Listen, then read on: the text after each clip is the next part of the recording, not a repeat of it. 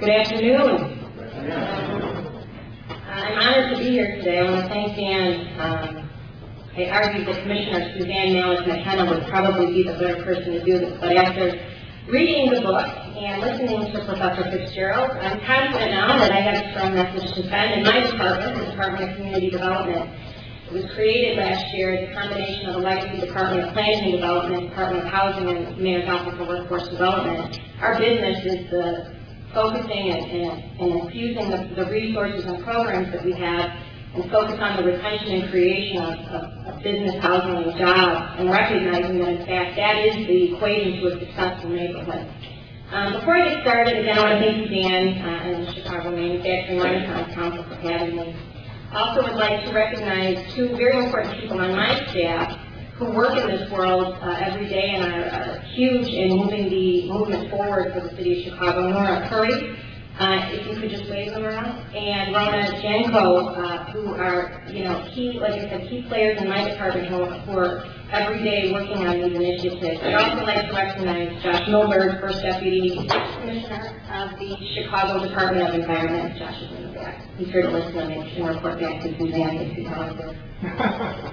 One thing that resonated in Professor, your book was the importance of leadership in government and having a strong leader, making bold decisions, not being afraid to take risks. And clearly, we have a mayor in the city who is not afraid to do any of that. And arguably, because of that, Chicago has emerged as a model for energy and sustainable business development by helping to strengthen key industries and diversifying the city's economy. And I have argued that because of that diversification in our industry base, we were able to weather the storm a little bit better than other cities before, during, and sort of post-recession. We take great strides in planning our neighborhood and ensuring that these green building strategies are in place so that we can attract the green businesses that are available. And giving entrepreneurs the opportunity to have a place to build a business in Chicago. We continue to have progressive strategy of sustainability practices by attracting and helping expand green businesses and helping the city's workforce be prepared to meet the demand of these green jobs. And as the professor mentioned, Austin Polytech is such a cool place. I mean, this is a high school, a public high school on the west side of Chicago that's training kids to be excited about engineering, to learn about these new green jobs, whatever we're calling them, whatever industry it should be. It's really an exciting place to be and innovative. I'm not certain how many other institutions there are like that across the country. But this is an example of Dan, brainstorming an idea and selling it to the mayor. The mayor said, let's do it.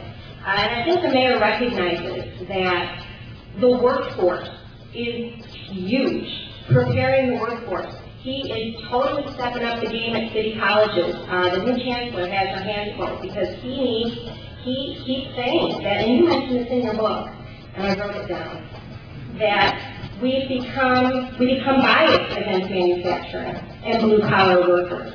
And, page 122.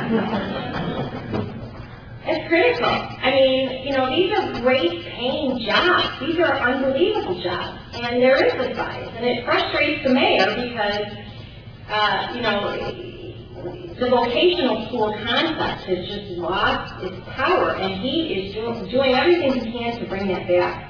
So we need to focus on job training and workforce training. So one of the things that we're doing in my department is, how do you identify what the emerging industries are? How do you know what to train these people for? So we've actually undertaken, and we're calling it sustainable industries, and I challenge Nora because, it's sustainable, you automatically gravitate to green and green jobs.